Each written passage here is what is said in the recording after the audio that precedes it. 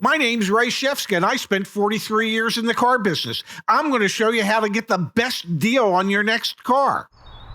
All right, Mr. Allen, we just got back from that test drive. I know you liked the way that car drove, didn't you? I did, absolutely, yes. Now, the Civic is equipped the way you want, isn't it?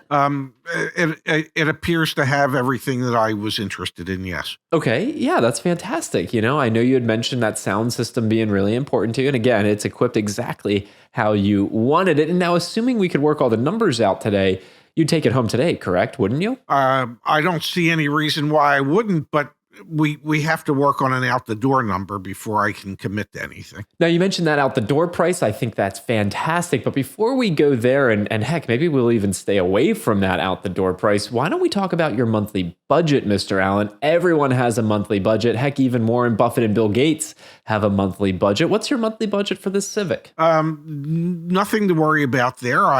The reason I picked the Civic is I knew that it fit into my budget. So you don't have to concern yourself with that. Yeah, but like I said, everyone has a budget. And, buying a car is a complex transaction. There's all sorts of moving pieces. So that I can do my job best for you, yes, Mr. Allen, so I can make sure you get the best possible deal. Just let me know, what's that monthly budget? I'm not concerned with the monthly budget. I narrowed it down to this car because I know it's going to fit into my monthly budget. What I'm concerned with, and the only thing I'm concerned with at this particular point in time, is what the total out-the-door price would be, including all fees. But I want to make sure you understand, Mr. Allen, again, lots of variables, lots of factors. Sometimes people come in here, they want to lease a car, they want to finance a car, they want to make sure their payment's this or that. It just makes my life a lot easier. And again, make sure I get you the best deal. My manager's going to ask me, so I'm going to ask one more time, what's that monthly payment goal? What's that monthly budget for this vehicle? You can share with your manager that I don't have a monthly budget. I don't have a goal that I'm concerned with other than an out-the-door price. I need a total breakdown of all the fees and everything in a plain and simple manner. That's all I need because I've already picked a car that fits into whatever my budget may be. Okay, fair enough. But I do need to know, you have to answer this one for me. Cash, finance, lease. Obviously, you're keeping your cards to your chest. I understand that. You don't want me to see what hand you're playing here, and that's A-okay. But I need to know, cash, finance, lease, that's absolutely going to change the price of the car. You're correct. It could be any one of those three. I just need to know the out-the-door number. It could be cash. It could be finance. It could be a lease. It's all going to be determined by that out-the-door number. So please, I understand that your boss is going to ask you for this information, and I understand you want to be able to provide your boss with this information.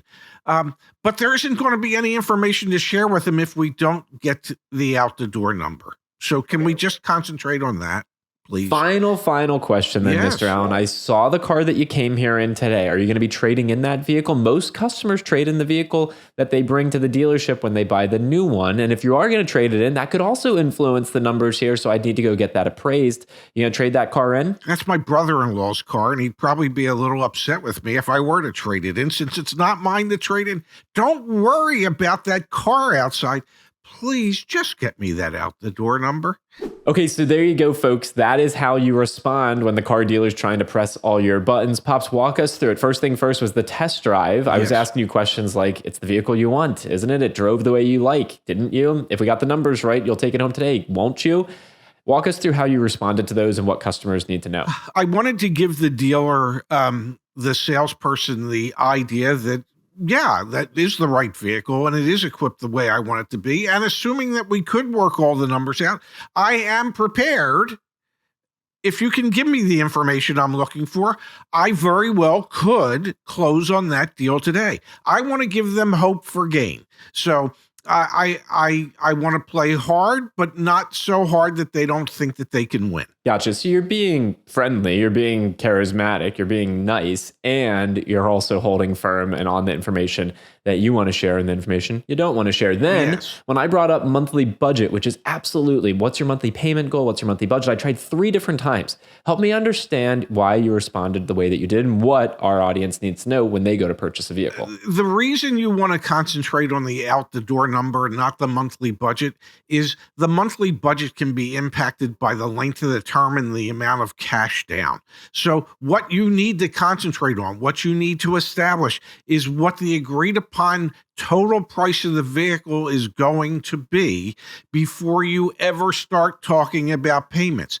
That's why the answer was always, I'm not concerned about it being within my budget. I know that it is, whatever that budget may be. I just need your out the door numbers with an explanation of all the fees. Then I transition to how you intend to purchase the vehicle, cash, finance, lease. Walk me through your answer there and what's most important to take away. Well, my answer was it could be any of those. We're not concerned with that until we get that out the door breakdown of the price. We are establishing that there is one set of rules here, and that set of rules is we're not doing anything until we know what the out the door price of that vehicle is. And if I may, I think it is important for everyone that watches this video to understand that there can be special finance or lease incentives that shouldn't change the out the door price. The out the door price is the price that the dealership is agreeing to sell you the vehicle for. And then on top of that, you add on any finance incentives or lease incentives. So I just wanted to call that out, Dad. That's another reason why you focus on one number and one number only. Then you can add cherries on top. Now, the fourth and final question I was asking you was around your trade-in, and you obviously let me know that you are not selling that vehicle. Dealers are going to try and get information about a vehicle you're looking to sell, your trade-in, and you want to keep that information close to your chest as well. Exactly. And, it very well might not even be my brother-in-law's car, but we can determine that after we've gotten the out the door number. They're two separate transactions. So, just put off the trade until you've accomplished what the actual transaction price is that you've agreed to. At its core, really what you did there, and hopefully what folks take away from this, is you just kept your eye on one ball. You know that game that you play or that you see at sporting events? It's like they put the ball under the 3 cups and then they move it all around. You don't want to have 2 balls or 3 balls or 4 balls and 3 cups. It just gets confusing. There's one ball, it's the out the door price. Then after you get that resolved, then you can start to think about some of the other variables, maximizing the value of the car that you're looking to sell, for example. So I think it was masterclass on how you showed us to stay focused on one variable at a time in order to make sure that you have control and confidence when you go to purchase a vehicle. It's sort of kind of like 3-card Monty, except, well, you're holding all the cards. CarEdge Concierge, the revolutionary way to buy your next car. You tell us what you want, and our team of experienced concierges goes to work on your behalf. They source the vehicle, negotiate the price, and make arrangements to have it delivered to you directly. Never set foot in a car dealership again. CarEdge.com/concierge to learn more about how you have the power to save both your time and money. Let the car buying revolution begin at CarEdge.